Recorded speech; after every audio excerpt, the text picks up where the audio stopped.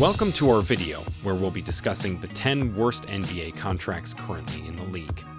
From overpaid veterans to underperforming stars, these contracts are draining teams' finances and hindering their ability to build competitive rosters.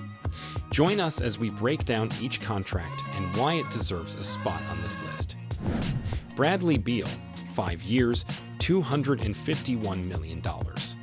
Bradley Beal finds himself in a similar situation to the Bulls. The Wizards are currently 28-30 and struggling to determine if they can contend with their current roster.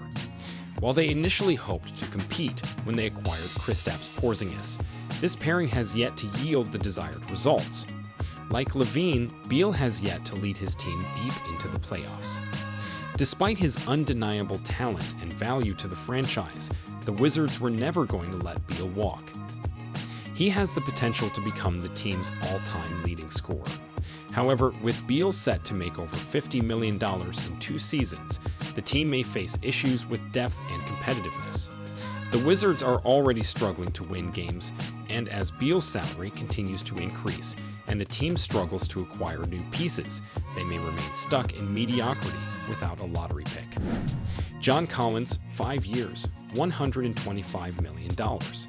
When John Collins signed his contract in 2021, he had just come off a strong season, averaging 17.6 points, 7.4 rebounds, 1 block, and shooting 39.9% from three-point range.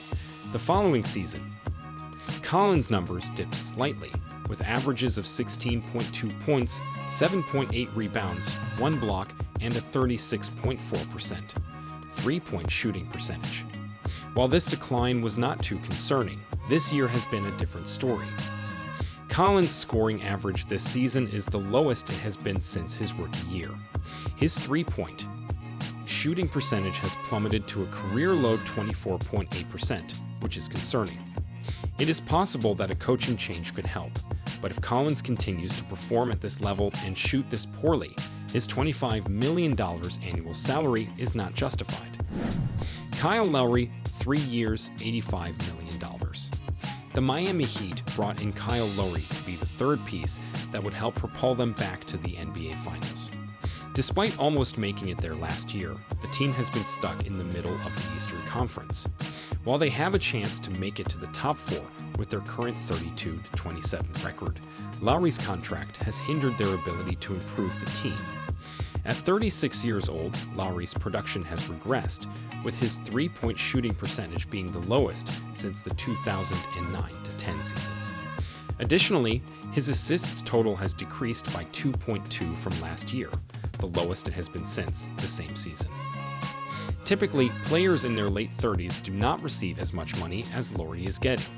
The few that do, such as LeBron James and Chris Paul, maintain a higher level of production than Lowry.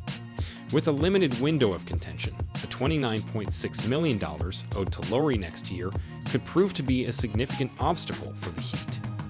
Jimmy Butler, at 33 years old, has only a few years left of all-star caliber play, making Lowry's contract and lack of production a potential threat to the team's contention window.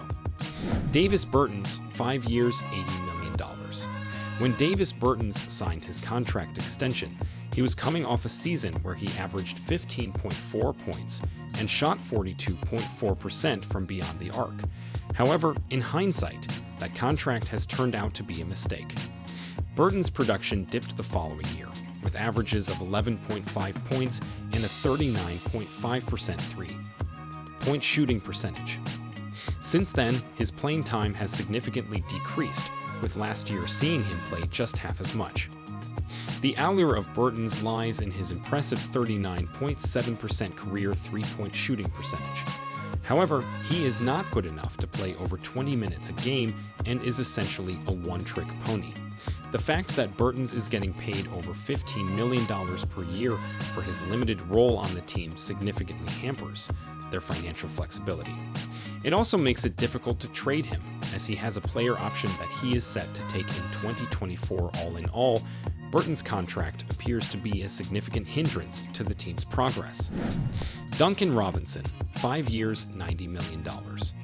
When the Miami Heat signed Duncan Robinson to a contract extension, it was the most money ever guaranteed to an undrafted player in NBA history. At the time, it seemed like a great decision.